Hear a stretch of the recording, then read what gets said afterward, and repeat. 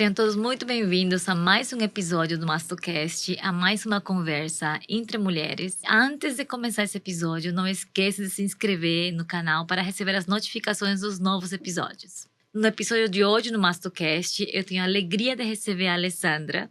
A Ale, seja muito bem-vinda. A Ale, ela é jornalista de formação, pastora da igreja Casa Firme e também escritora e capelã internacional. A Ali e eu temos uma história de alguns anos juntas, né? Desde 2022 ela teve um diagnóstico de câncer de mama e hoje ela veio compartilhar um pouco de como foi toda essa jornada, né, Ali? De todo esse período que você passou até hoje. E eu te agradeço demais por você estar aqui nesse episódio comigo para conversar um pouquinho.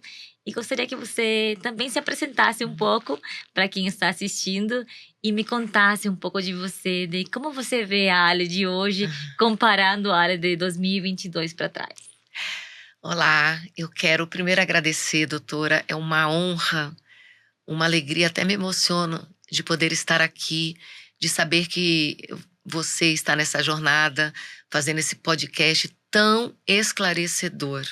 Falo isso como paciente, falo isso como jornalista. Então, poder aqui compartilhar aí essa jornada tão diferente, né? Depois de 2022 é uma alegria.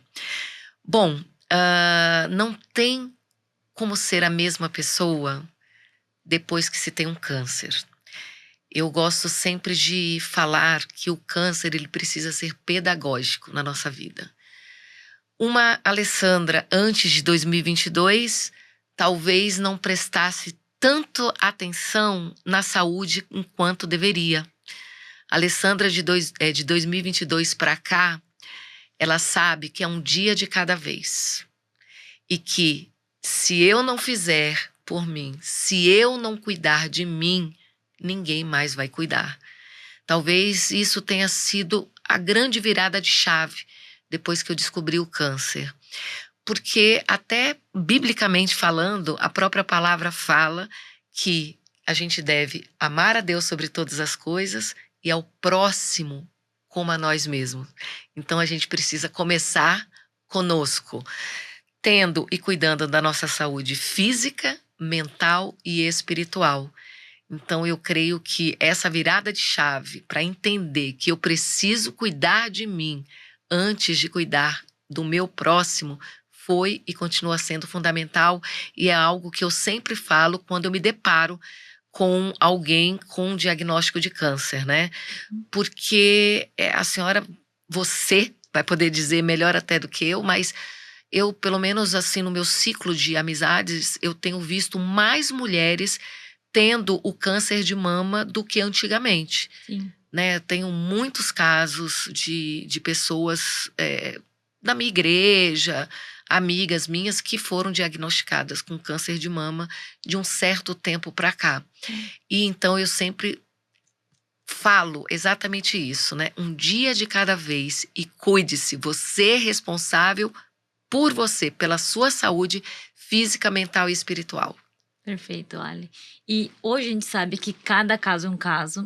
Exatamente. E todas as mulheres que vão ter algum diagnóstico, infelizmente, é a doença mais frequente. Entre nós mulheres, o câncer de mama é o câncer mais frequente. E todas elas se manifestam de formas diferentes. E eu queria que você nos contasse um pouco como foi que você descobriu aquela primeira fase, se teve algum sintoma, se você tinha alguma coisa que te dava um sinal, algum alerta em relação a isso. Bom, é preciso dizer que eu já tinha tido alguns nódulos benignos, mas 20 anos antes eu tinha tido um nódulozinho atípico, já tinha feito a retirada, né? Então aparecia nódulo, eu sempre fazia biópsia.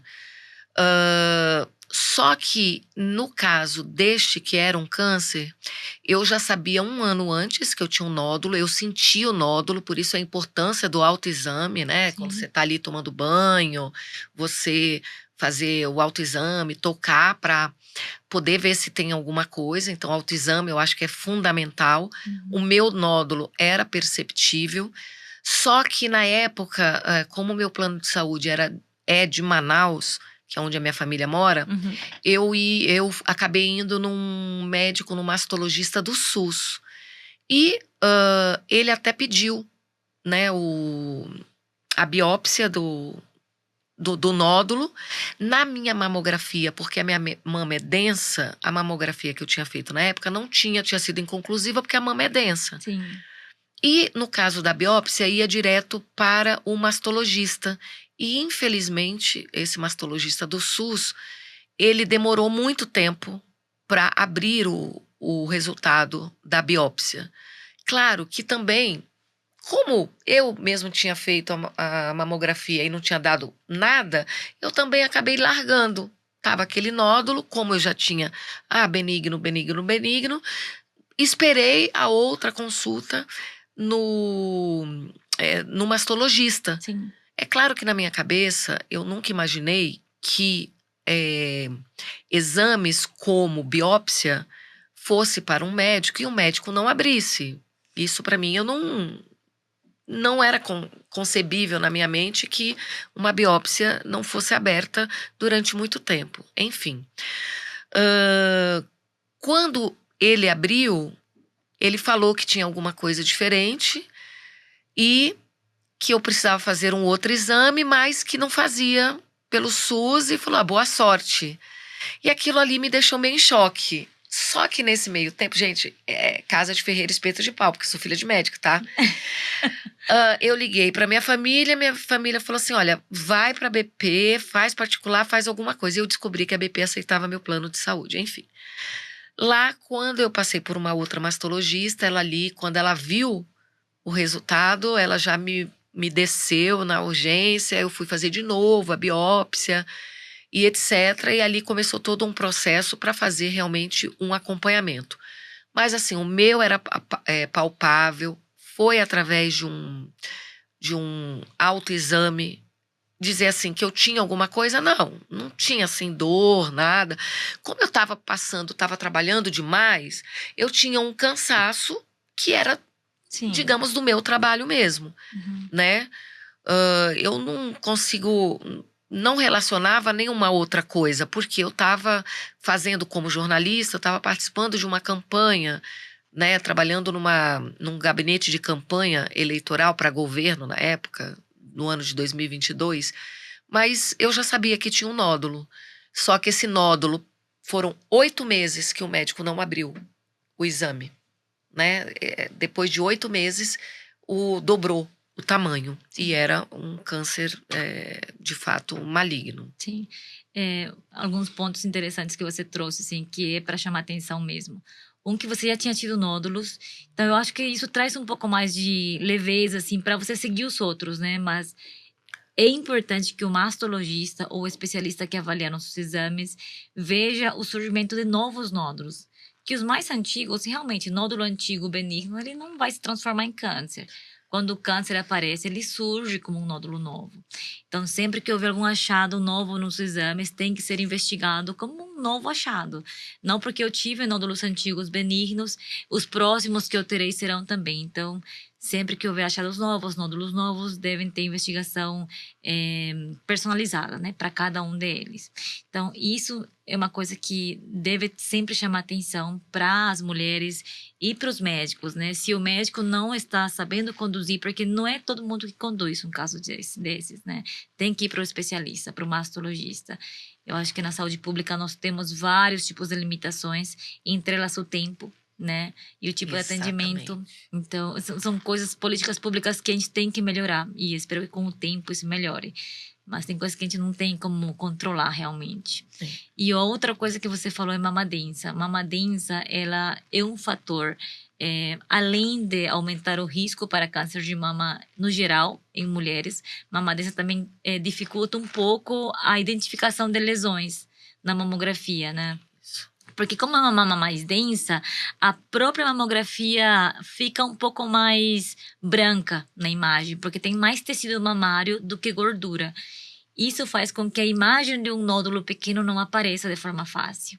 Então, sempre que houver mama densa, também a avaliação especializada, a complementação com ultrassom tem que ser feita, né?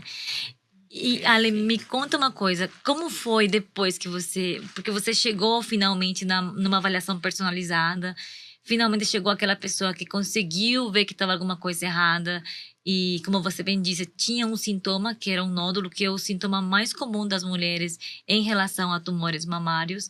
Nódulo é o sintoma mais comum, mas muitas mulheres não sentem nada. Pode não ter nada mesmo. Autoavaliação normal, não tem alterações no bico, na pele, sem secreções, que também às vezes pode acontecer. Mas mesmo não tendo alteração nas mamas clínicas, né, sintomas clínicos, a gente precisa fazer os exames de rastreamento. Uma vez que você chega na avaliação personalizada, como foi aquele dia que você recebe o diagnóstico? Então, eu preciso contar agora um pouquinho do contexto daquele momento que eu estava vivendo. Eu cheguei na Beneficência Portuguesa no dia 11 de novembro. E já estava acontecendo muitas coisas diferentes, né? Por exemplo, eu tenho um filho meu que mora nos Estados Unidos. Eu tenho um único filho que mora nos Estados Unidos. A minha nora estava grávida naquela época da minha primeira neta. E lá nos Estados Unidos, meu filho, jogando futebol, rompeu o ligamento e ia fazer uma cirurgia lá nos Estados Unidos. Só que eu estava aqui no Brasil.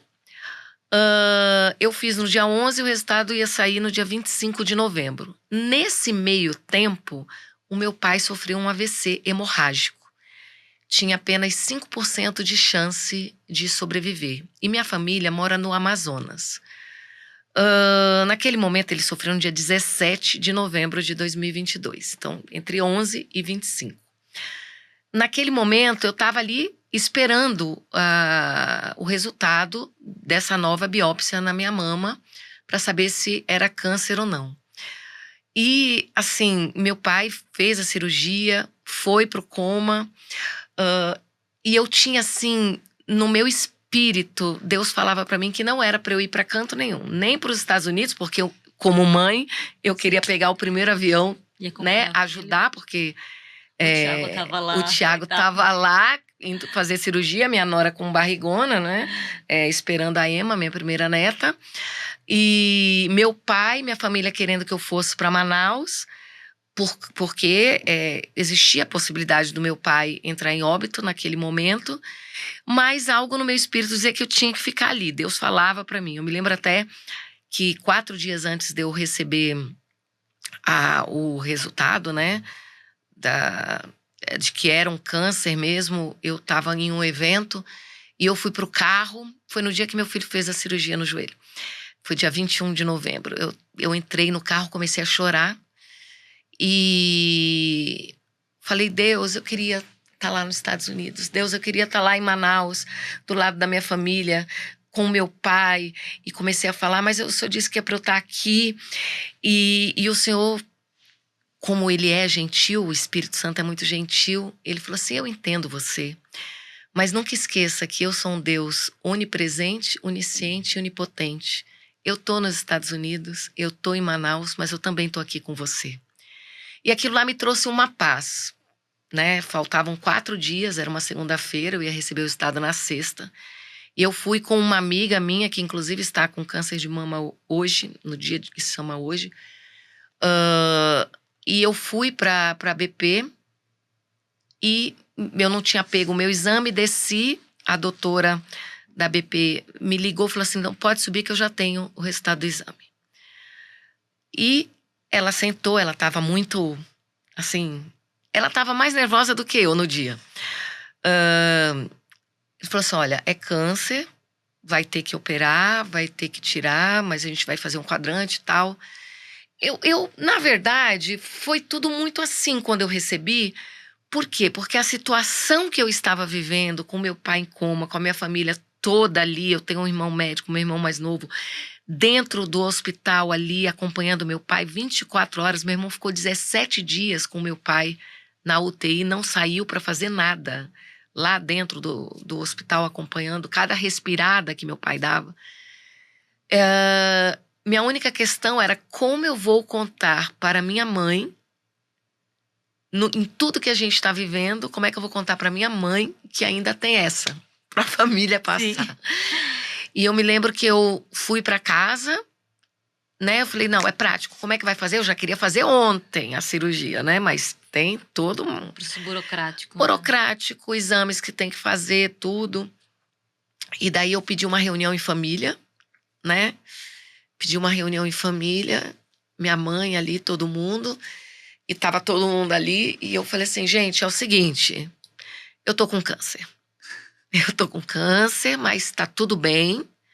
Eu vou fazer a cirurgia, já vamos entrar tudo na questão. Eu tinha que ser prática, porque eu não podia ser mais um peso para minha família, né? Minha família mora longe. E eu me lembro que meu filho me ligou e falou assim, mãe, eu me odeio porque eu não posso estar aí com você, né? E minha mãe, eu sei que ela chorou muito, ela não chorou na hora. E eu falei assim, gente, vai dar certo. Vai dar certo, vou fazer a cirurgia, vamos agora. E eu não sabia a dimensão do que ia ser tudo aquilo. E mais ainda, naquele momento eu tinha certeza que eu não podia ir para Manaus. Ainda se questionou, vai fazer a cirurgia em Manaus, não vai? Mas assim, eu tinha convicção em Deus que eu tinha que fazer a cirurgia ali. Foi fácil não, porque daí a minha mãe, imagina, minha família inteira morando em Manaus. Minha família com meu pai ali na UTI, entre a vida e a morte. Eu sabia que eles não podiam sair de lá para vir me atender.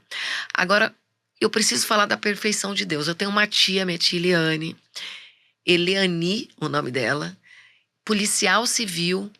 Ela tinha pedido a aposentadoria um tempinho antes de tudo isso acontecer. E quando ela entrou da primeira licença, porque ela tinha licença prêmio, disse aquilo, foi justamente quando eu peguei o resultado. Ela estava de licença prêmio. Eu falo, tia, Deus já te deu a licença prêmio para você poder estar ali comigo. Além de, claro, eu ter uma igreja, a minha igreja, ali é uma família. Então, assim, eu não estava com meu pai e minha mãe, porque certamente, se fosse em outro momento, em outra ocasião, que não tivesse acontecido nada com meu pai, o meu pai e minha mãe teriam pego o primeiro avião e estariam comigo o tempo todo. Mas não era possível. Mas eu tive, além da minha tia, toda a minha igreja, que sabia, né? Porque eu também. O câncer é assim: ou você vai contar para todo mundo, como a gente vê muito nas redes sociais, né? As pessoas querem contar, compartilhar o dia a dia, ou vai fazer que nem eu. Eu já não. Eu queria, sim, viver aquilo comigo, viver com Deus aquele momento, né? Eu não queria compartilhar com ninguém o que eu estava vivendo, porque eram muitas coisas, né? Contando assim, gente, parece até que é uma história, né? Mas era tanta coisa. Meu pai em coma, minha neta, primeira neta para nascer, tudo ao mesmo tempo. Então, quando eu recebi, eu tive isso. Eu tinha que ser forte o suficiente para, no momento que a família estava vivendo, eu poder também falar assim, olha, gente, além do papai estar em coma, ainda eu tô com câncer. Então, assim, eu não pensava muito, eu entreguei na mão de Deus efetivamente. Sim. Mas é claro que eu tive que trabalhar muito a questão emocional, porque se tem uma coisa na minha vida que eu nunca pensei que eu fosse ter, era um câncer. Tipo, Por quê? assim, eu não perguntei o porquê. Sabe, doutora, eu não perguntei o porquê, mas sabe quando você pensa assim, tudo bem o nódulo lá, mas o câncer assim de mama, eu É, nunca passou na minha a gente não cabeça. pensa que a gente vai ter doença, né? É, É raro a gente pensar. Quando pensar em finitude já é mais raro ainda. é, Então, pensar que a gente vai ter um câncer parece que é doença dos outros. e naquele momento, com tudo que meu pai estava passando, com tudo que a gente É. estava vivendo, a família, eu falei, não, agora um câncer, né? Eu confesso que eu fiquei bege, porém, quando ela falou que eu ia poder fazer a cirurgia e etc., eu também, naquele momento, eu também pensei, orei para Deus, falei assim, Senhor, obrigada. Obrigada porque eu tô aqui com alguém que tá olhando para mim Sim, de uma maneira séria, sim. num lugar que é sério. A Beneficência Portuguesa só tem elogios a fazer. A BP, em todo o processo que eu passei, eu continuo ainda fazendo meus exames lá, tudo. Mas não foi fácil, Se eu disser que foi assim, é o impacto. É que eu fiquei congelada, sabe, gente? Quando você recebe a notícia, você fica meio… Você Sem não chão, sabe, meio assim. assim… Mas eu tinha… O quê? Até a cirurgia, eu tinha que fazer um monte de exames. Eu acho que os exames, pra mim, eram piores, né? Ter que fazer… Eu nunca tinha feito… As Como é tomografias, as tomografias, ressonância, ressonâncias, vários exames de sangue, vários o preparo. exames, preparo, PET scan, todo um monte de coisa que eu tinha que fazer. Eu acho que os exames, eles me deixavam mais assim, um pouco mais Sim. apreensiva, Não, eu acho que é um né? choque atrás de choque, né? Era uma só de choque. Porque vem primeiro o diagnóstico, que ninguém espera ter um diagnóstico de câncer. Ninguém. Assim. Alguém está preparado? Ninguém. É um diagnóstico que vai, impacta na tua vida pessoal, emocional, familiar, estrutura do trabalho, financeiro. É uma toxicidade que… Ó, e eu, como jornalista, sou prestadora de serviço, eu não sou funcionária. Então, naquele momento, eu falei, não, agora eu vou voltar a trabalhar, vou voltar a ganhar dinheiro e etc. Stop. Tudo parado. E tem outra coisa que, às vezes, eu costumo comentar. Quando você recebe o diagnóstico também, é aquele momento que você não sabe nada, recebeu, cai aquela bomba, você tem que aprender tudo o que é sobre câncer de mama. Nesse período, como é que trata, qual é a melhor opção, tem que estudar sobre câncer de mama, será que é melhor tomar medicação primeiro e depois operar, ou primeiro operar e depois tomar medicação? Você tem que aprender tudo em um mês até você fazer o primeiro tratamento. Porque no fim, a decisão de tratamento, né, se faz cirurgia, se faz químio, vai ser compartilhada. É. Vai ser oferecido sempre o melhor tratamento, mas o paciente vai ter uma voto em relação aos tratamentos que vai receber. Então, é o impacto de ter que aprender tudo sobre câncer de mama nesse curto período, o impacto de receber o diagnóstico na vida, que vai desajeitar a logística de tudo que está acontecendo, sim, e ainda tem as coisas da família para lidar. Para minha mãe foi… Eu digo que minha mãe… Eu olho para minha mãe com muito mais admiração também. Porque uma mulher forte, viu, gente? Tá com o marido ali em coma, sabendo que a filha tá com câncer, não podendo ir, né? Tendo que segurar as pontas ali, firme. Foi assim… Foi outra coisa também. A gente começa a prestar mais atenção. Sim. Também aquelas pessoas que estão ali ao nosso entorno. Sim. E que às vezes a gente não dá o valor devido. A sua rede de é? apoio foi extremamente importante, né? A gente vai trazer isso um pouquinho mais para frente, mas que você já comentou um pouco aqui sobre a sua família, que é uma rede de apoio extremamente essencial, mas a igreja também é. Exatamente. Né? E você traz sempre Deus no seu dia a dia, Sim. então isso traz um alívio no coração que ajuda também a levar essa jornada talvez de uma forma mais leve, com mais coragem, né? Confiante também, que assim, a cabeça faz um trabalho muito importante nessa jornada. E eu ainda tive um negocinho, né? Porque a princípio ia ser quadrante. Uma cirurgia mais conservadora. Daí, de repente, mudou no meio do caminho para ser a mastectomia. Pelo planejamento. Pelo planejamento. Daí atrasou ainda mais. Sim. Foi, mas Deus é perfeito. Porque se não tivesse atrasado, essa doutora, a doutora Brenda, não teria sido a pessoa que teria feito a minha cirurgia. Verdade. Não é? E vamos falar um pouquinho sobre como foi esse procedimento. Daí, enfim, a gente passa aquele turbilhão de coisas no início, mas não tem como a gente parar. Tem que dar sequência ao tratamento e muitas pacientes, elas iniciam com cirurgia, outras iniciam primeiro com quimioterapia ou comprimido e depois cirurgia. No caso da Ali, o diagnóstico era um câncer luminal, que tem um hormônio positivo, e HER2 positivo também, né? Tem vários tipos de câncer de mama. A gente tem os triplo negativos, que tem todos os receptores negativos e o HER2 negativo. A gente tem o HER2 positivo, que é apenas a proteína do HER2 positivo. E temos o luminal HER2, que tem receptores hormonais positivos e HER2 positivo. Então, nesses casos, quando são diagnósticos iniciais, apesar dessa demora que teve durante o diagnóstico, o seu diagnóstico ainda foi inicial. Mas pelos achados na ressonância, a gente decidiu por optar por uma cirurgia um pouco mais radical, que é a mastectomia. Queria que você contasse como foi essa tomada de decisão da cirurgia e como foi a sua cirurgia em si.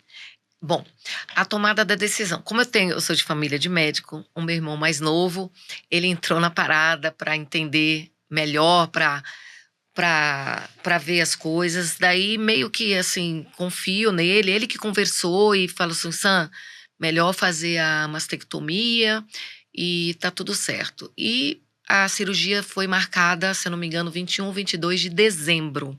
Gente, final do ano.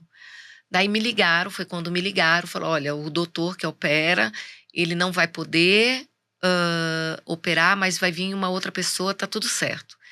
E eu me lembro que quando eu fui pro hospital, daí a minha cunhada veio uma cunhada, porque minha tia não dirige, pra ficar os 8 primeiros dias, que é a Andréia, minha cunhada Andréia, do meu irmão mais velho. Daí a gente foi lá pro hospital, eu não sabia quem ia me operar, tá, gente? Quem ia fazer minha cirurgia e tal. Mas eu me lembro, assim, do dia perfeitamente, né? Um jejum, que a gente sente uma fome, e aquela expectativa. Daí, quando foi 5 horas da tarde, me levaram lá pra cima, e daí chega a doutora Brenda para fazer a marcação na maior paz e tranquilidade da face da terra, gente. E uma coisa que eu quero ressaltar, doutora, porque assim, eu, enquanto mulher, enquanto ser humano, eu nunca tive vontade de colocar silicone. Nunca foi, assim, um desejo meu enquanto mulher. Estava sempre muito satisfeita. Então, assim, eu sabia que eu ia ter que colocar silicone, que era uma coisa que começou a mexer comigo. Mas eu tenho uma amiga pastora, a pastora André, que ela brincava comigo. Falava assim, não, mas agora você vai pronta para casar. Ela brincava comigo, né? Para amenizar toda uma situação. Então, assim, quando eu cheguei lá, na verdade, eu ainda estava meio anestesiada no dia da cirurgia. Mas ela foi super tranquila ali. Eu estava na sala de espera do andar do centro cirúrgico. Foi ali, fez a marcação, tudo direitinho, olhou a mama, tudo tranquila. E eu já tinha feito outras cirurgias, mas tinha sido a primeira vez, doutora, que eu entrei acordada para fazer a cirurgia. Porque geralmente davam um remedinho, alguma coisa, antigamente, não sei se mudou.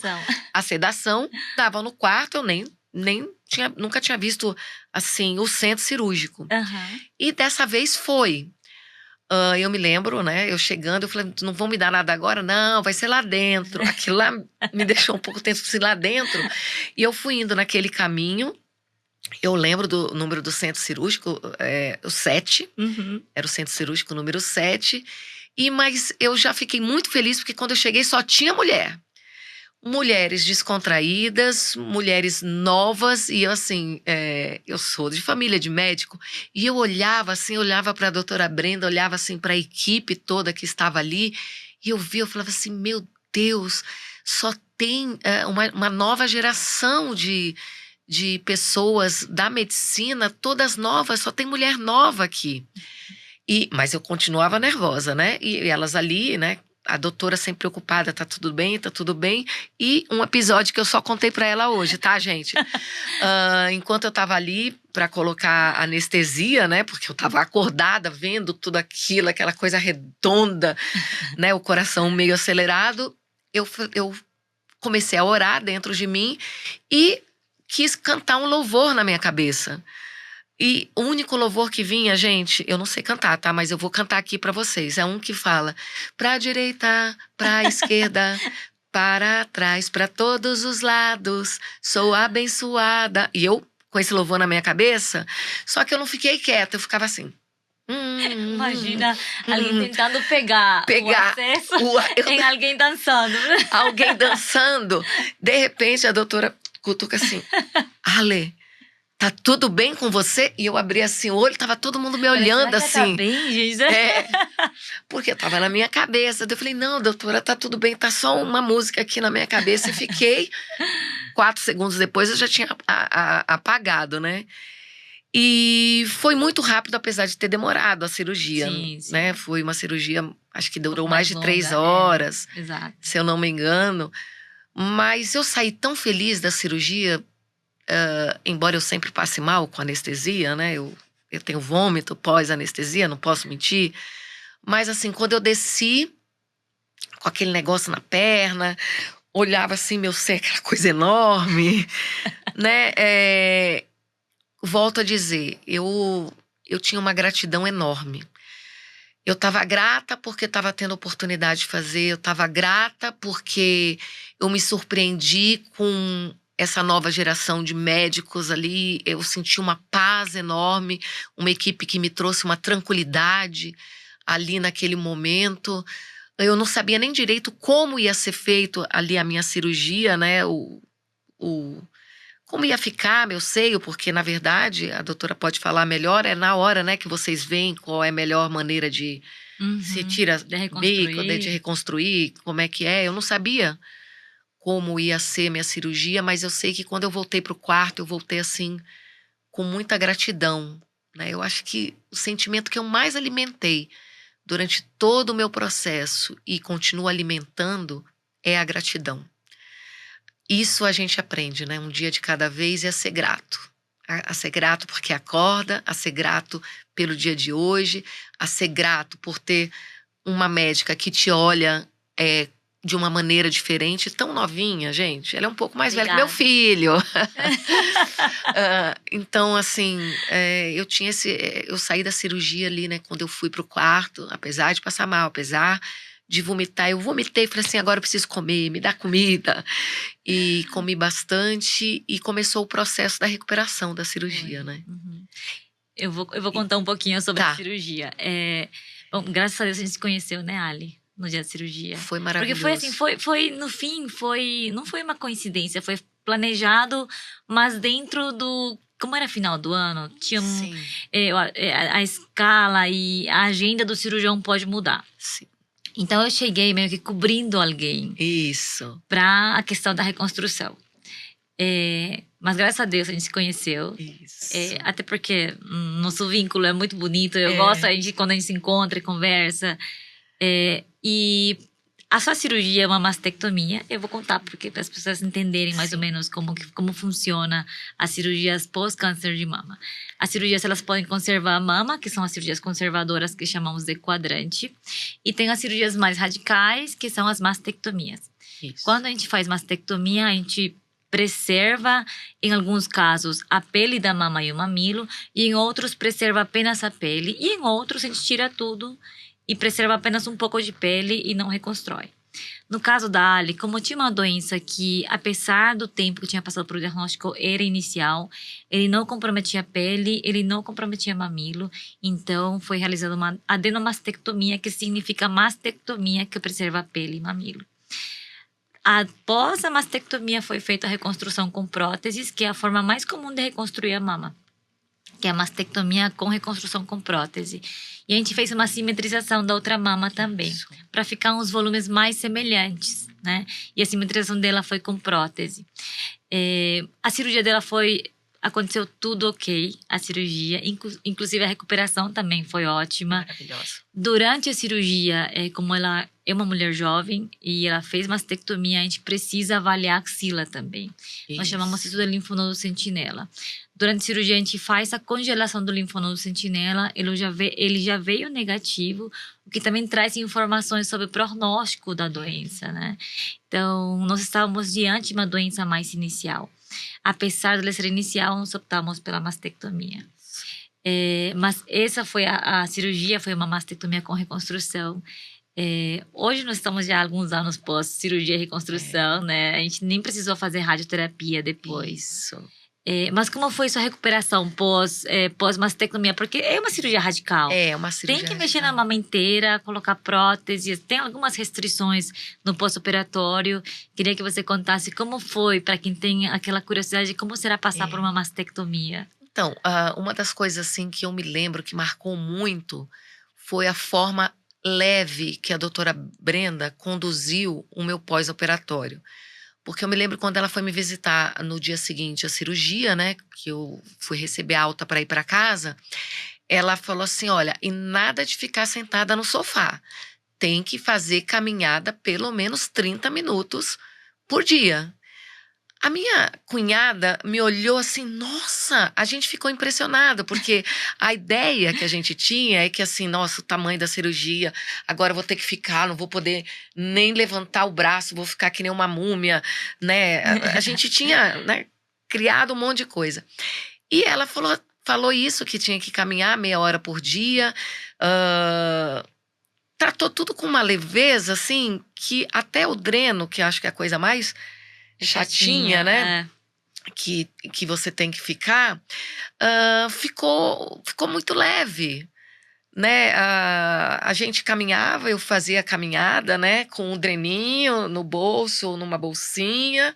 Não, tem que caminhar. Daí ela passou alguns exercícios que podia fazer no comecinho, assim, com Do o do braço. braço, e foi me orientando o tempo todo. Tanto é que, ó, eu já no mês eu não fiquei com nenhum tipo de sequela no braço, nada.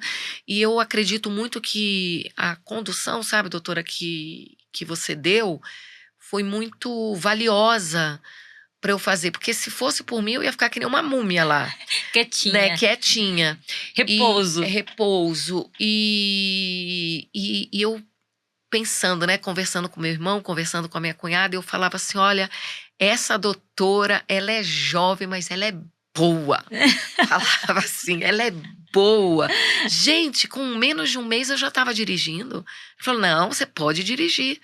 Né, passou depois, eu lembro que eu fiz as massagens, A né? fisioterapia. A fisioterapia para ajudar. Mas eu considerei, assim, bem tranquila. Claro que daí um ponto que eu quero falar, isso não tem nada a ver com a cirurgia em si.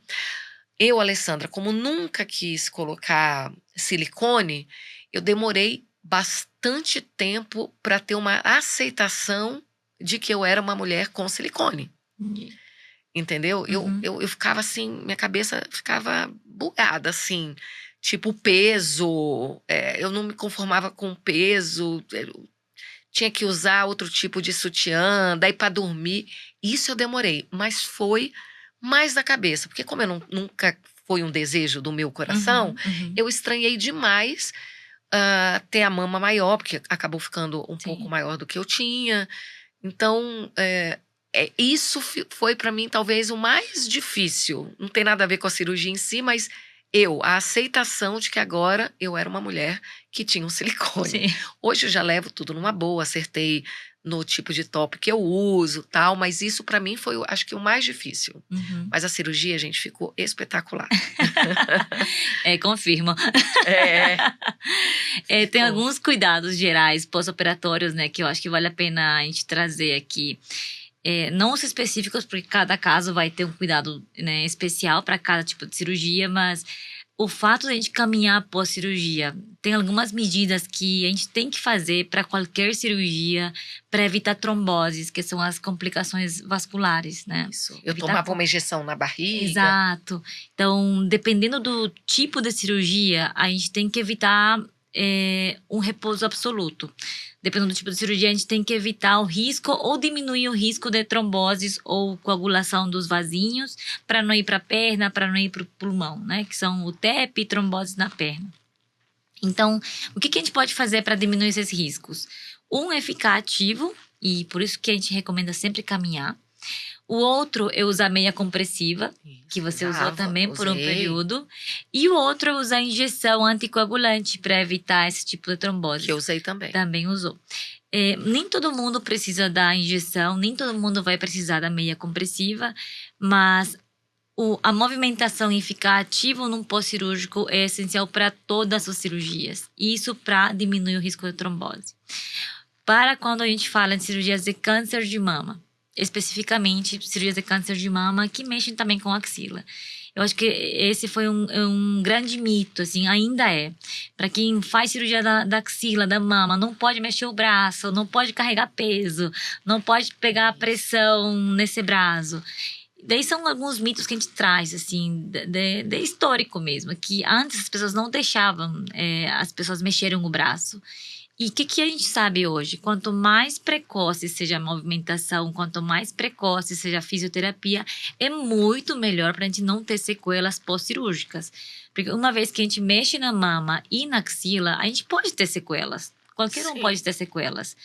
Para diminuir as sequelas de qualquer tipo de cirurgia axilar ou mamária, movimentação precoce, fisioterapia, melhorar a amplitude do braço. Então, no dia seguinte, Eu já liberei a Alessandra para movimentar o braço, elevação do braço até 90 graus, para frente, para trás. Eu sempre falo, para frente, para trás, até 90 graus pode. Depois a gente vai liberando a amplitude total, né? Dependendo de como estiver evoluindo. Mas é extremamente essencial essa movimentação. E claro que exercício físico, que é uma coisa que eu sempre insisto e falo para a Ale, ela já faz desde há algum tempo. A gente faz algumas pausas, mas a gente sempre vai retomando. É essencial para manter-se sem limitação, porque a intenção é que cirurgias bem-sucedidas, hoje a cirurgia do câncer de mama tem a intenção de deixar uma mulher sem sequelas, sem limitações. Uma mulher que vai seguir a vida normal, porque as mulheres vivem depois do câncer. Então, a nossa vida vai continuar. Você tem que continuar trabalhando, você tem que continuar escrevendo, você tem que continuar fazendo suas coisas do dia a dia, enfim. Ali, depois da cirurgia, você estava recuperada, saíram resultados. A gente sabe que era um HER2, né? Isso. E, pelo geral, os HER2, mesmo sendo muito pequenos, a maioria vai precisar de quimioterapia. Isso. Que, né, foi seu caso. Foi. Como foi o início da quimioterapia? Como foi saber, aceitar que você ia fazer quimio? O que passou pela sua cabeça quando alguém falou da quimioterapia? Olha, mais um dia histórico na minha vida. Por quê? Porque eu fui pegar o resultado dos exames pós-operatório no dia do aniversário da minha mãe.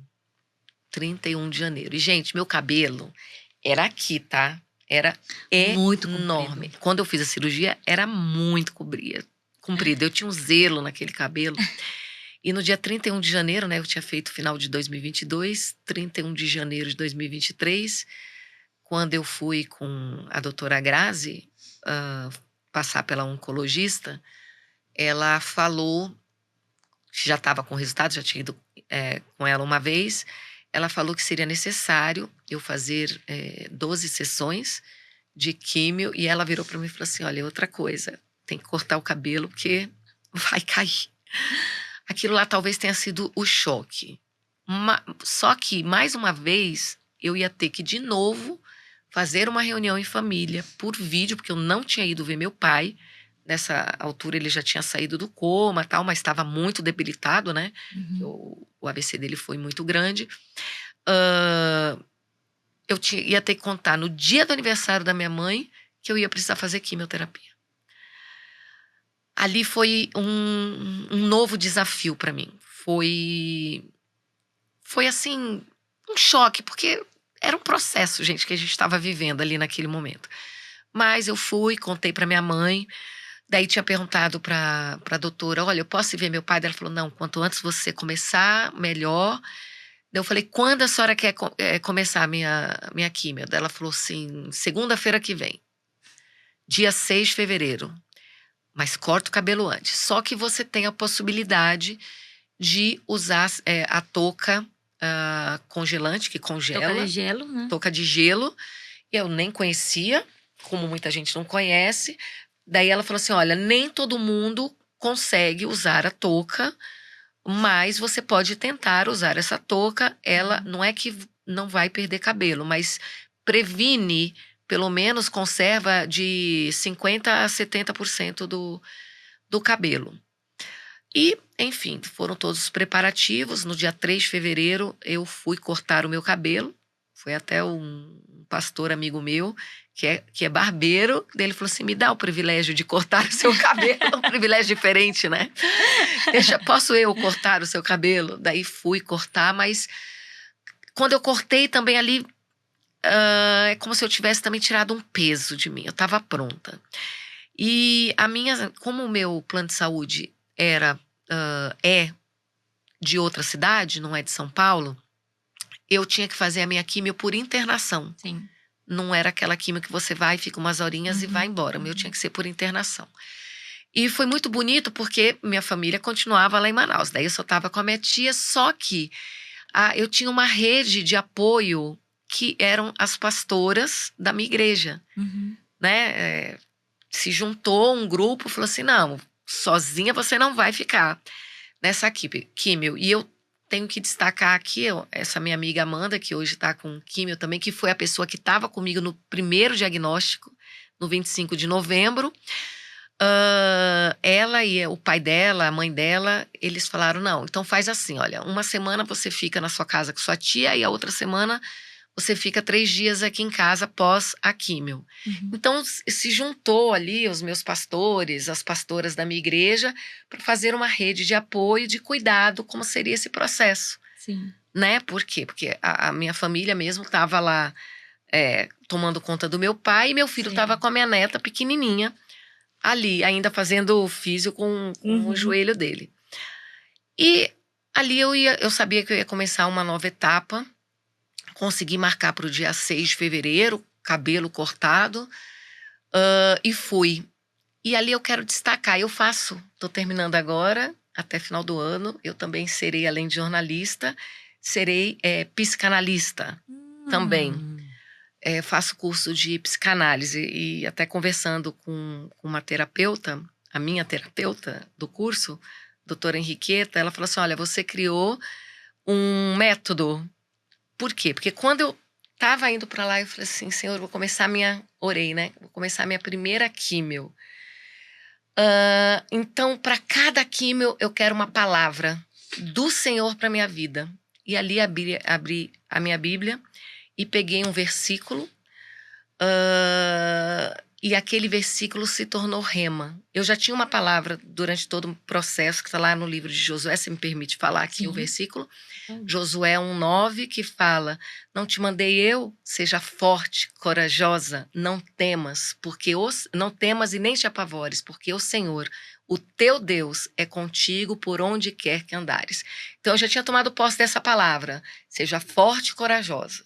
Então todo o processo eu tinha que trazer a memória para mim, seja forte e corajosa, o Senhor é contigo. Seja forte e corajosa, o Senhor é contigo. O tempo todo, quando alguma coisa assim queria me dar aquele pavorzinho, aquela coisa, eu falava, seja forte e corajosa, o Senhor é contigo. Só que quando eu fui começar a minha químio, eu peguei uma palavra também. Fui lá, comecei. Para cada químio eu tinha uma palavra de Deus, da Bíblia. E quando eu cheguei lá, com o mesmo sentimento, gratidão. Eu sabia e sei que Deus tem 3 coisas que eu experimentei. Uma, que ele é um Deus misericordioso, porque a palavra de Deus diz que a misericórdia do Senhor se renova a cada manhã. Então eu sabia que ele estava tendo misericórdia sobre a minha vida. Sabia que a graça dele me bastava, né? Porque a minha graça te basta, porque o meu poder se aperfeiçoa na sua fraqueza. Então no momento que eu estava fraca, eu me sentia forte porque tinha Deus. E a bondade do Senhor, porque o Senhor é bom o tempo todo. O tempo todo o Senhor é bom. Então essas 3 palavras também me permeava. Então, a minha gratidão vinha também dessas 3 palavras. E tudo era novo, né? Eu não sabia nem direito como é que era uma quimioterapia, gente, porque eu continuava meio anestesiada com tudo que estava acontecendo na família, né? Porque foi um trabalhar de Deus na minha família. E quando eu cheguei para fazer minha primeira quimioterapia, foi muito engraçada. Assim como teve um episódio engraçado na cirurgia, teve na minha primeira quimio. Por quê? Porque existe os medicamentos pré-químio. Sim, os protetores. Os protetores, não sei o que lá, antialérgico. Quando colocou o antialérgico, eu já não lembrava que antialérgico te dá sono. Então, quando colocou, eu já falei, opa, o que tá acontecendo aqui? Que caipirinha é essa? Tipo assim, eu fiquei, gente, o que tá acontecendo? Daí todo mundo ficou assim, eu falei assim, gente, o que tá acontecendo aqui? Porque tá tudo estranho aqui. Eu falei, não, é o antialérgico e tal. Eu fiquei, daí quando veio aquela touca, aquela pedra de gelo assim, eu nem não sabia o que era aquilo. Daí eu comecei, assim, gente, tô com a cuca fresca. Gente, falava pro enfermeiro, né? Tô com a cuca fresca. Minha tia ria. Minha tia foi a primeira que foi comigo. Foi tranquilo usar touca pra você? Porque muitas, depois eu conto, mas muitas não lidam muito bem com a touca. Mas então, eu primeiro que eu fiquei... E depois aquele negócio, aquela pedra de gelo, comecei a falar, tô com a cuca fresca, gente, tô com a cuca fresca. Tô com a cuca fresca. E falava isso e assim, muita gratidão. E eu achava interessante, porque troca, vai, a cada meia hora tem que ficar trocando. E assim, a cabeça fica muito gelada, mas o efeito da pré-quimio, o antialérgico lá, fez o efeito que eu nem senti. Eu Um acho que pouco congelou de sedativo. vez, gente. Congelou minha cabeça. Eu só sabia que minha cuca estava congelada ali, entendeu? E eu tava querendo saber como é que era a químio. Por quê? Porque depois eu coloquei o pique, mas no começo, Sim, foi aqui na periférica, aqui, né? na veia mesmo, Isso, né? aqui O meu mesmo. foi Uhum, por aqui. Daí tomei a químio, na primeira vez fui pra casa. E tinha uhum. uma coisa, gente, que eu orei muito. Olha, eu tenho que falar da oração porque fez e faz parte da minha vida.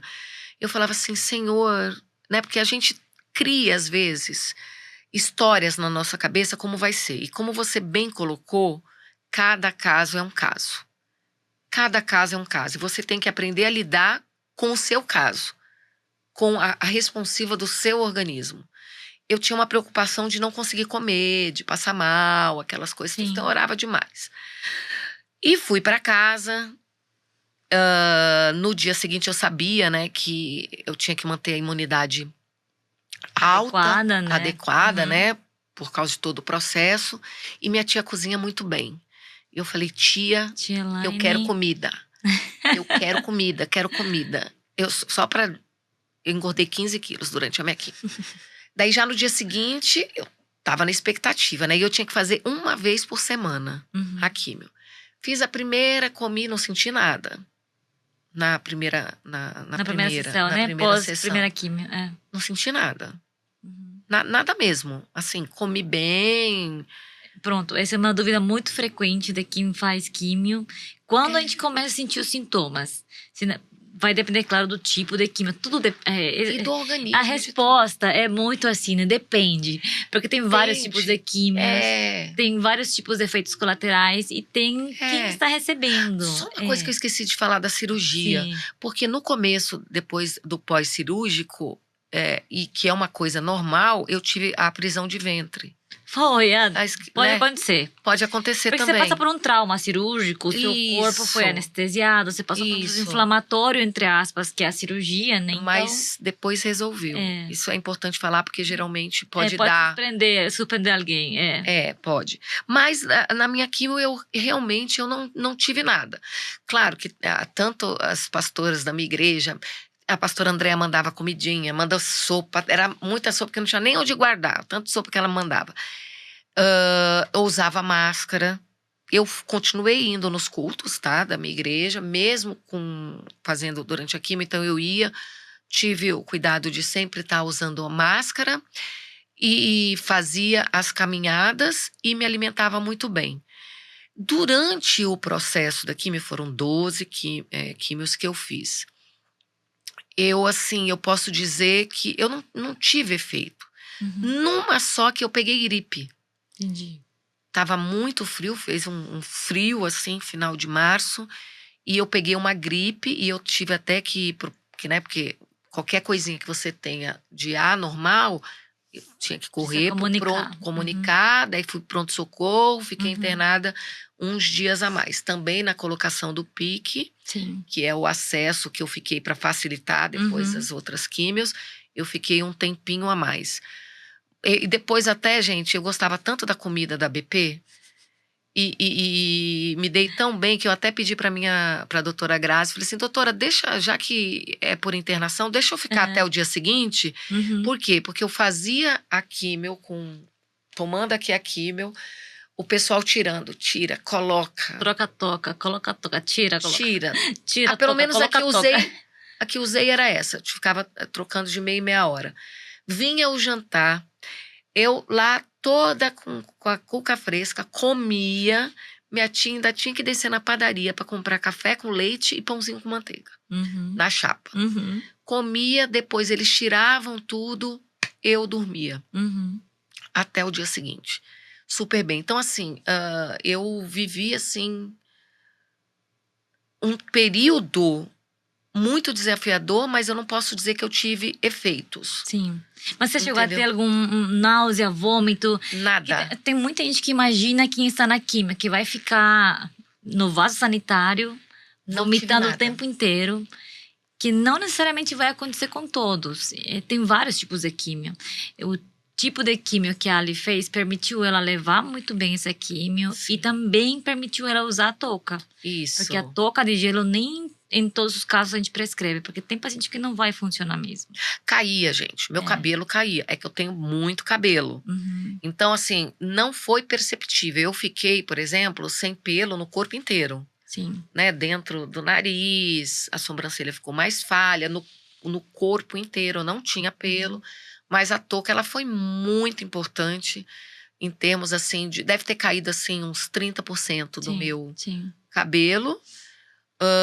Mas eu consegui usar, porque eu tenho uma amiga minha que fez e não conseguiu. Fez a primeira sessão e preferiu raspar o cabelo, porque não conseguiu usar. E tá tudo bem. Sim. Que é a Margarete. E tá tudo bem também. Por quê? Porque quando você tá fazendo um tratamento de câncer de mama, gente, tem muitas coisas que vão passar pela sua cabeça. Né? Eu acho que um dos grandes aprendizados que eu levo e que eu gosto sempre de falar, doutora, é que assim, é um dia de cada vez.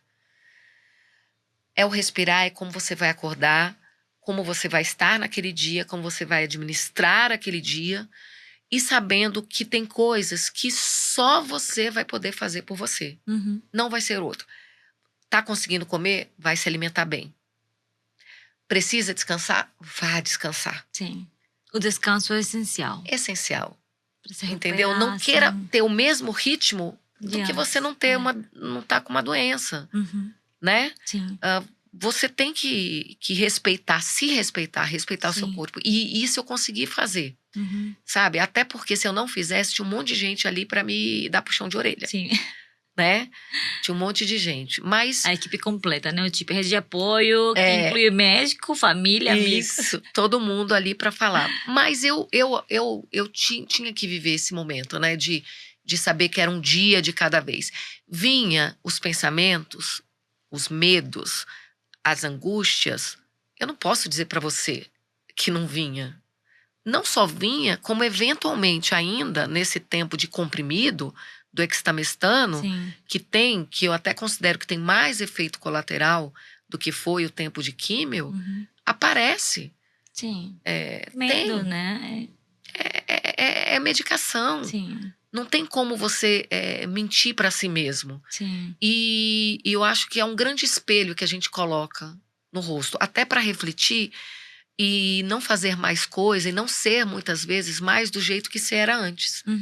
Né? Por isso que eu falo que o câncer é pedagógico. E é claro que o fato de você ter uma boa equipe, né? Porque você acaba tendo que passar por uma equipe multidisciplinar. Sim. Hoje eu passo com a doutora Brenda, de mastologista, tenho oncologista, tenho cardiologista, ginecologista, nutricionista. Então, assim, tem uma gama de profissionais, né? Que valem muito a pena.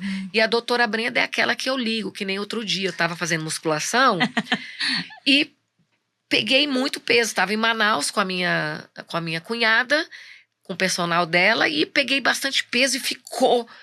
Não conseguia colocar o braço aqui. Daí eu falei assim, meu Deus, eu nunca perguntei Cresceu. Eu falei assim, eu nunca perguntei pra doutora Brenda se eu posso pegar esse tanto de peso. Por quê? Porque a gente acaba criando um relacionamento, gente, a doutora Brenda é pra vida toda, né? Minha mastologista, e é com ela que eu vou tirar as minhas dúvidas, não é com o vizinho, não é com o Google, não é com nada. E daí mandei, doutora, é o seguinte, estou fazendo musculação, peguei muito peso, eu posso fazer isso? E foi tão lindo que ela falou assim, olha, quanto mais melhor, o quanto que você aguentar. Eu falei, ufa, graças a Deus. Então bora. Vambora. Pior que assim, musculação é extremamente essencial para ganho de massa magra, que músculo é poupança para a saúde, né? Quando a gente chegar nos 60, 70, a gente vai estar super bem. Gostei disso. Poupança é uma poupança para a saúde. Isso daí é a melhor poupança que a gente tem. E sobre a quimio, olha, eu vou até trazer alguns pontos que você comentou. Você usou o PIC, que é uma forma de receber a quimioterapia. Isso. Mas tem outras formas que é o Portocat também, que alguns pacientes usam, que coloca aqui na parte de cima do tórax. Para alguns pacientes será prescrito o Portocat, principalmente para aquelas quimios que são mais frequentes ou mais duradouras. Para outros pacientes a gente prescreve o PIC, mas geralmente isso é discutido com o oncologista mesmo. Os dois têm a mesma função, que é a entrega da medicação da quimioterapia para evitar várias punções, né? Para evitar Isso. aquela punção toda vez que você fizer quimio, para evitar punção no braço, enfim. Que daí já fica uma via puncionada mais permanente. Isso. Facilita muito. Eu acho que sim, facilita muito, porque você não precisa estar sendo furada, entre aspas, toda vez que você for fazer a quimio. A outra coisa que eu queria comentar era sobre os efeitos colaterais. Eles dependem muito do tipo de quimioterapia. Tem quimioterapias que têm menos efeitos colaterais, entre aspas, podem ser um pouco mais leves, né? Nem todos vão ter efeitos colaterais, até porque a gente tem que prevenir também os efeitos colaterais. Sim. Vai ter medicação para usar, Isso. alimentação, para evitar o enjoo, o muito mal-estar acontecer. Ele fazia muita caminhada na época, Sim. então ela ficava mais ativa em relação ao tratamento. E ficar caminhando, ficar fazendo exercício físico, se alimentando bem, isso previne os efeitos colaterais. O outro detalhe é a touca de gelo. A touca de gelo é prescrita para alguns casos, de que o objetivo da touca de gelo é a prevenção da queda do cabelo. Mas nem todo mundo consegue usar. E eu estou falando no sentido de qual medicação poderia ter o efeito benéfico da touca de gelo, né?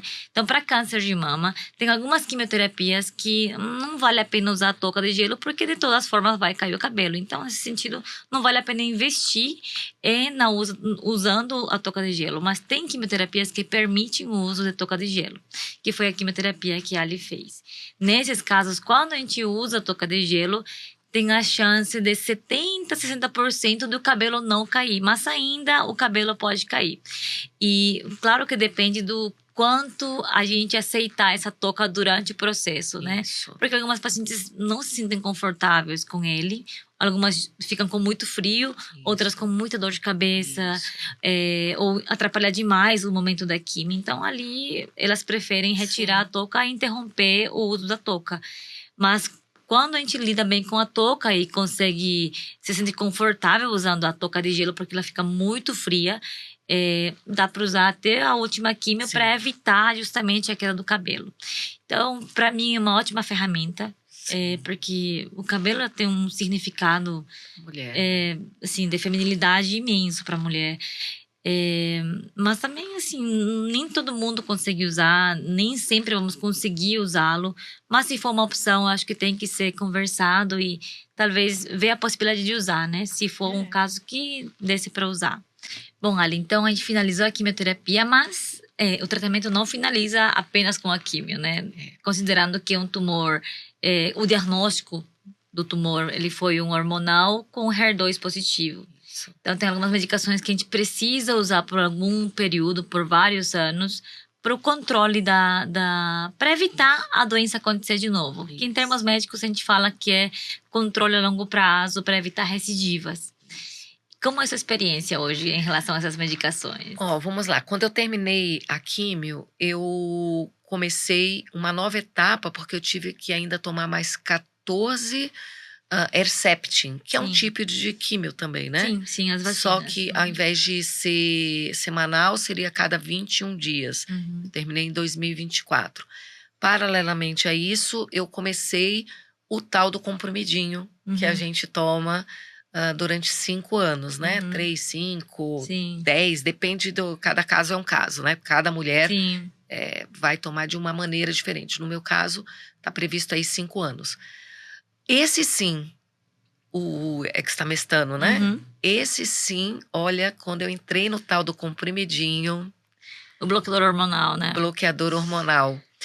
Esse foi um desafio, porque quando eu terminei a químio, primeira coisa que eu fiz, terminei numa segunda, fui ver meu pai, que eu não tinha visto meu pai durante todo o meu tratamento. Fui ver meu pai e voltei e fui conhecer minha neta, que tinha nascido, a Emma.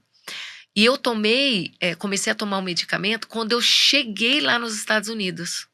Meu Deus, você não tá entendendo o que eu passei mal nos primeiros dias. Eu passei tão mal, eu tive dor, eu tive calafrio, eu tive uma série de sensações. As dores, porque ele pode dar dor articular, né? Dor muscular, dor articular. Eu levei um choque, porque imagina que eu tinha passado por todo o processo sem ter nada. Daí eu começo a tomar o comprimido. Mas enfim, é um desafio. Já estou no 3º ano que eu tomo o extamestano. Quero dizer que quanto mais atividade física faz, menos dor sente. Hoje eu já não tenho mais, raramente, uma dor articular ou uma dor muscular. Angústia é um medicamento que às vezes ele pode trazer uma certa angústia, Uhum. né, para a pessoa. O que eu vejo que é uma coisa que continua sendo um desafio, que mexeu muito, que antes eu dormia, eu encostava, dormia. Hoje, a menopausa, porque esse medicamento você toma porque você entrou na menopausa, e eu entrei na menopausa, acho que pós a cirurgia, pós o tratamento de químio. E ele dá Uma intensificada nos sintomas, né? na questão de não Sim, dormir. Eu tenho muita insônia. Eu sim. acho que esse é um grande desafio. Mas, religiosamente, tem que tomar todos os dias, tem que tomar depois que se alimenta. E atividade física, gente, eu acredito, como ela falou, qual foi a frase que você falou? Que é Poupança de a saúde. poupança da saúde. Gente, é muito diferente. Eu tinha muitas dores depois da químio, tal, quando eu comecei o extamestano. Por quê? Porque mesmo que eu não quisesse, eu ficava às vezes tensa. Lembra que eu te ligava? Sim. E eu travava aqui, ó, ATM, travava aqui, tudo ficava com dor aqui, porque eu não tinha aceitação do silicone, né? Então eu dava uma travada legal aqui nessa parte. Mas com atividade física constante, alongamento, isso até para os efeitos colaterais do extamestano faz completamente diferente. Gente, é Sim, muita diferença. sim.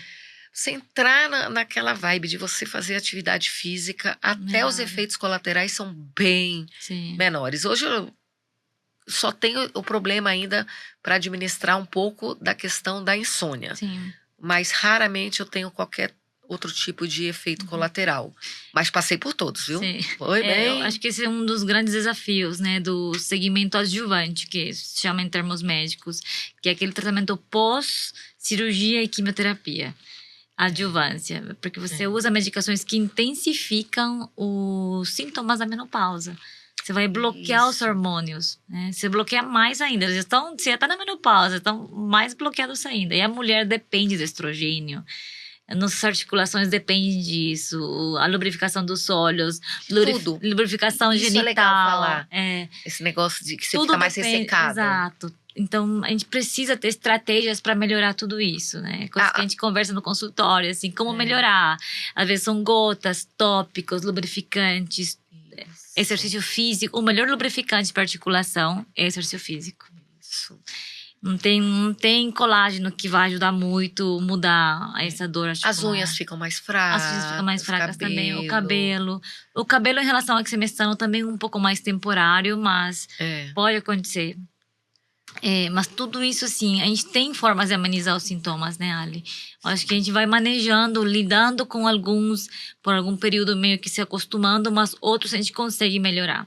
Se o sono for uma questão, assim, muito intensa, você não tá conseguindo dormir direito todos os dias, tem que ser manejado de outra forma. sim. Às vezes a gente vai entrar com outro tipo de terapia, psicoterapia, ou às vezes medicação mesmo para É, otimizar isso. com Mas certeza. uma hora também a gente suspende a medicação, né? Que Sim. nem você falou, você tem previsão de 5 anos, outras terão de 7, outras terão de 10 anos. Mas ele é passageiro, a gente não pode esquecer que ele tem um objetivo, né? O objetivo da medicação é o controle. Isso. A gente tem que se considerar curado. A Ali já está curada, ela já passou pelo tratamento que ela tinha que fazer, mas essa terapia ajuda a que essa doença não reapareça daqui 10, 15 anos. E Né? fazer a questão, né, que o meu controle é a cada 6 meses, né? Sim, Cada sim. 6 meses a doutora pede Sim. Os exames todos os que forem necessários exames, para ela, né? né? O segmento tem que ser constante. E É, ele é sempre multidisciplinar, que igual a Ali falou, né? Mastologista e oncologista como um time acompanhando a Ali para que ela também tenha uma vida normal, né? Porque ela precisa isso. viver. Você precisa Isso. viver pós-câncer, você não vai ficar apenas tomando medicação, Sim, né? Você precisa sim. ter boa qualidade de vida, trabalhar, amenizar os sintomas para você conseguir fazer as coisas. Isso. Nossa, isso é fundamental. E é engraçado, né? Quando Eu acho que com qualquer mulher aparece isso. Você começa a ter mais empatia com outras pessoas, né? O que Sim. eu conheci de histórias de pessoas nesse período que ou já tiveram ou estão passando por esse mesmo processo. Uhum. Como eu sou capelã, né, dentro de um batalhão, daí as pessoas... Tem gente que me dá, olha, a Alessandra já passou por isso, liga para ela. E Sim. a gente vai ouvindo, vai dando a mão uma para outra, Uhum. né? Isso também é uma coisa bem interessante, né? A gente acaba se tornando, de fato, amiga do peito Sim. das outras, porque cria uma empatia, né? Uma empatia uma com a outra e torce uma pela outra com as histórias de superação, Uhum. né? Ali, e me conta uma coisa, você, como você falou agora, você é capelã e você é pastora, você tem Sim. um vínculo muito lindo assim com a espiritualidade, você é uma mulher de muita fé. Como isso traz, como isso moldou a sua jornada inteira? Como isso moldou a sua resiliência, a forma de lidar com as coisas? Como isso muda seu dia a dia hoje? Eu acho que completamente. Sem Deus, eu não sei se por tudo aquilo que eu vivi, em termos de estar com meu pai na UTI, tá, toda a situação que a gente viveu, sem Deus, eu não sei como é que teria sido. Deus, ele é o mesmo ontem, hoje e eternamente. E eu creio que toda pessoa que está passando por um processo, que tem fé, que crê em Deus, ela vai passar de uma maneira diferente. Eu me Uhum. lembro que uma vez eu estava indo, já após cirurgia, acho que eu tinha acabado de descobrir Uhum. que ia fazer a químio, e eu falei, puxa vida, meu pai e minha mãe não estão aqui comigo, né? Porque eu sempre fui muito ligada com os meus Sim. pais. O meu pai, então, meu pai, aquela filha, né? Eu tenho 2 irmãos, uma única mulher, então já sabe, né? Uhum. Mesmo sendo já de idade, meu pai. Caminhava comigo, fazia muita coisa comigo. E eu tava um dia orando, falei, puxa, meu pai, Senhor, meu pai não tá aqui, ele seria o primeiro a querer assistir a cirurgia e etc. Daí o Senhor falou assim no meu espírito, ele falou assim, o seu pai, Mariana, não está, mas eu, Deus, sou o seu pai e eu estou com você. E quando eu entrava para fazer os exames, porque o acompanhante vai até um certo Sim. momento, depois você entra sozinha. Mas tinha pessoas que estavam com acompanhante, mas eu também não gostava que ninguém entrasse comigo, eu queria ir sozinha. Eu fechava a mãozinha assim e falava assim, pai, eu sei que o senhor está comigo, de mão dada. E fazia todos os meus exames segurando a mão de Deus. Então, se eu posso deixar algo para você, é que você nunca perca a sua fé, a sua esperança. Né? Lá no Lamentações de Jeremias, capítulo 3, versículo 21, fala assim, quero trazer à memória aquilo que me pode dar esperança. Nesses momentos, a melhor coisa é você encher a sua mente daquilo que pode te dar esperança. Uhum. A esperança em Deus, a esperança na medicina, Sim. a esperança no seu médico. Porque eu olho para você, Brenda, assim como eu olho para o meu pai, olho para qualquer médico e falo assim, esse tem uma missão linda Sim. de Deus. Deus te capacita a ser um instrumento da ciência, da medicina, né? Então, a fé, ela move literalmente montanhas. Então, a fé não só ela me ajudou, como ela pode ajudar você. E você sempre trazer a sua memória, se alimentar, porque os pensamentos, eles vão querer vir fazer com que você perca a sua esperança. Sim. E você tem que combater com a sua fé e levantar a sua coragem para que você tenha esperança de que vai dar certo. Nem sempre vai ser fácil. Não foi fácil para mim. Parece, hoje eu contando, parece que foi uma coisa mais fácil. Mas eu chorei. Chorei, sim. Tive medo? Sim, tive medo. Mas eu não perdi a minha fé. E nunca esqueci que Deus é o Todo-Poderoso. Então hoje eu posso me conectar às outras pessoas. Inclusive, doutor, eu quero ficar aqui à disposição de qualquer pessoa que esteja passando por isso, que queira conversar, que queira orar, sabe? Que queira uma palavra, eu estou à disposição. Porque eu acredito também que naquilo que eu estou vivendo, nessa minha jornada, eu quero dar a mão para aquelas pessoas que de repente estão descobrindo agora, que estão passando por esse processo agora, né? E hoje a gente tem essa tecnologia do WhatsApp, que a gente pode se conectar, né? Exato. Uma com as outras. Às vezes é uma pessoa lá de longe, de outro estado, que não tem como, de repente, eu tomar um cafezinho pessoalmente, mas a gente pode tomar virtualmente. Então eu quero me colocar aqui à disposição para qualquer paciente sua, qualquer internauta que esteja aqui passando, que queira uma palavra, que queira saber mais.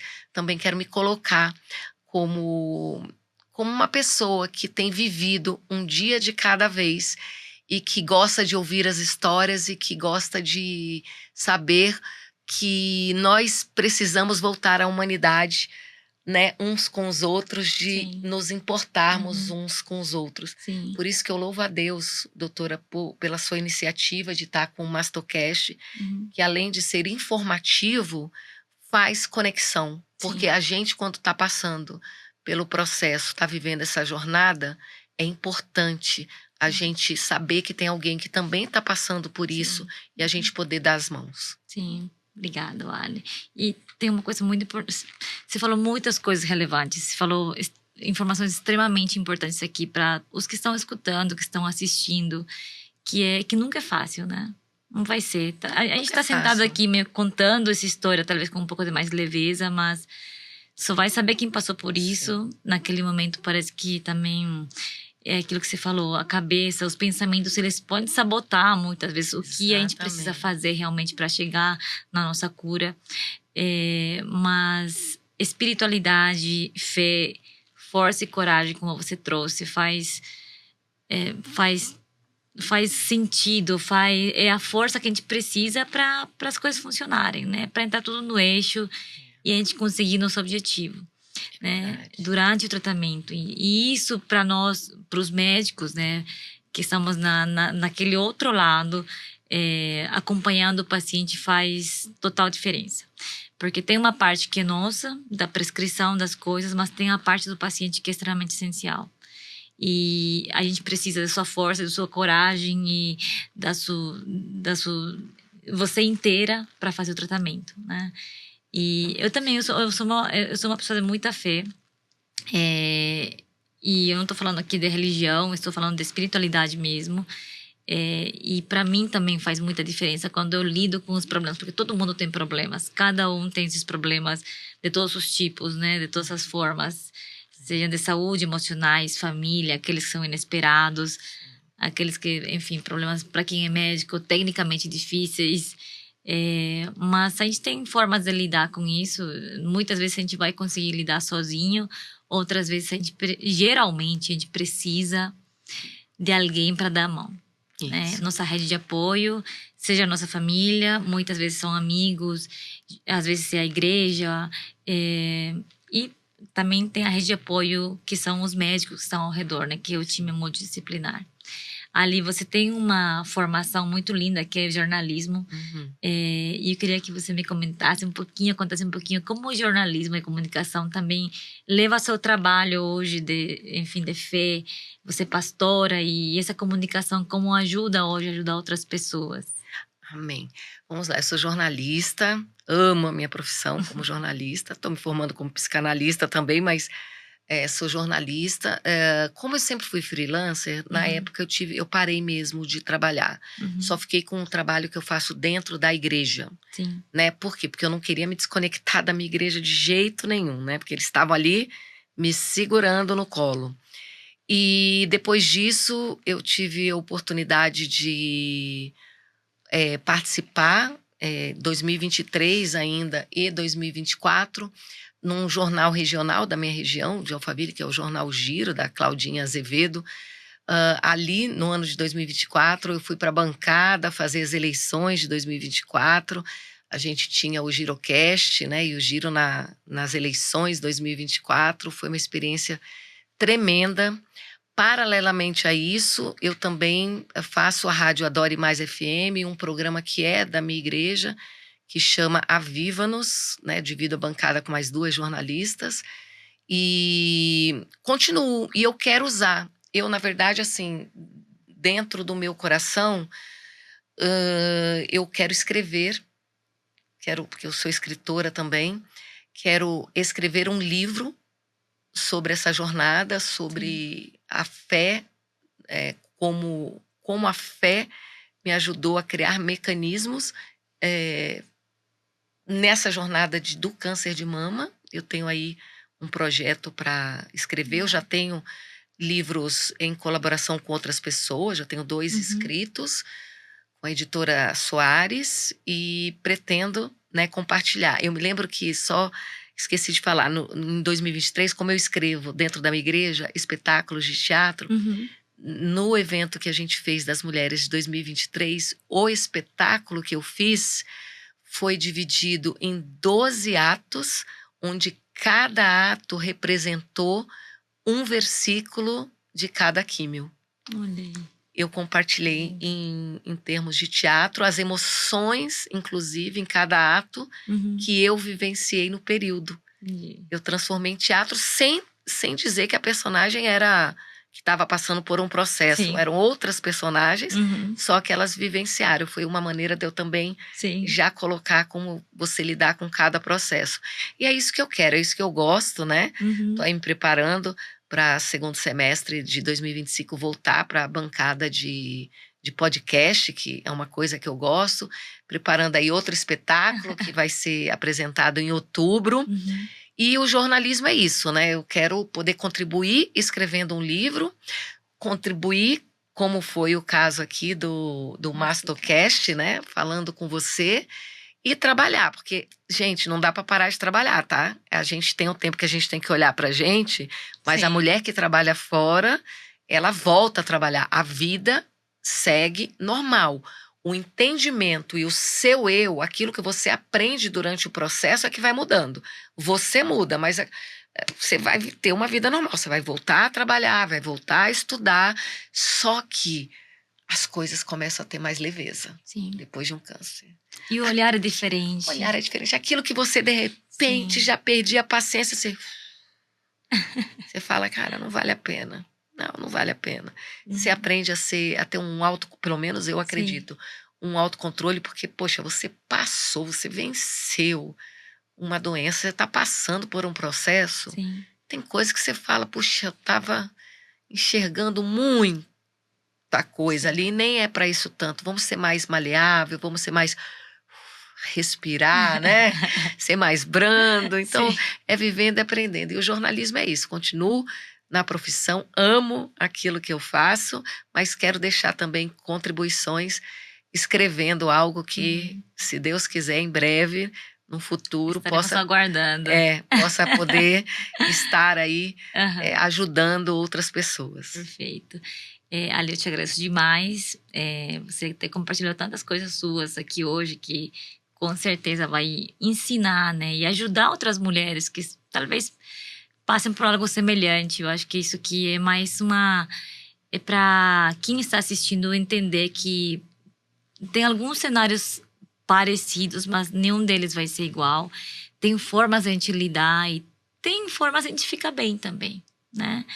E eu te agradeço muito pelo que você trouxe hoje. Essas palavras foram muito valiosas, serão valiosas. Eu deixarei esses contatos aqui também embaixo, para quem tiver interesse, entrar em contato com a Ali. E se você tiver alguma mensagem para as mulheres que estão passando por alguma jornada semelhante, pode ficar à vontade para deixar. Bom, primeiro eu quero aproveitar esse espaço para agradecer a Deus, agradecer a você, doutora Brenda, por ser essa pessoa assim tão sensível, e a tua paz foi muito importante para mim naquele momento da cirurgia, foi muito importante. E agradecer a minha família, que é uma família que eu amo. Hoje eu tenho 3 netas, né? Um filho, 3 netas maravilhosas, né? E eu sempre falo, eu olho para elas, que eu falo que é o sorriso que Deus mandou para mim durante esse tempo difícil. Agradecer a minha igreja, né, que sempre esteve e está comigo, a Casa Firme, aos meus pastores, a pastora Denise, pastora Issan, pastora Andréia, todo mundo que me ajudou, minha amiga Amanda, que esteve ali no dia do diagnóstico, minha tia Eliane, que, né, é minha segunda mãe, é minha mãe daqui, os meus amigos, todas aquelas pessoas que eu tive a oportunidade já até esse momento, mulheres que estavam passando ou estão passando na mesma jornada, quero dizer que eu admiro vocês, porque cada vez que eu escuto alguma pessoa passando por isso, eu agradeço a Deus, porque isso me ensina alguma coisa, né? E se você está passando por esse processo neste momento, aprenda, é um dia de cada vez. Se precisar chorar, chore. Se precisar gritar, grite. Mas não fique sozinha. As pessoas que estão do seu lado para te dar a mão. Deus vai estar com você o tempo todo. Os seus médicos são médicos que você precisa confiar, precisa acreditar que eles estão fazendo o melhor por você. E eles sempre vão te dar o caminho certo para você sair vitoriosa. Mas não esqueça de ser forte aqui dentro. Forte como? Tendo fé, esperança e se permitindo viver um dia de cada vez para sair mais forte e vitoriosa de tudo isso, tá bom? Você vai vencer. Hoje a medicina está completamente avançada, os métodos, até a cirurgia que eu fiz, né, doutora? Hoje com certeza já está mais aprimorada até. Então você, mulher, não ache que é o fim, porque pode ser o começo de uma vida maravilhosa para você e muito mais leve, tá bom? Deus te abençoe. Amém. Obrigado, Ali. Que linda!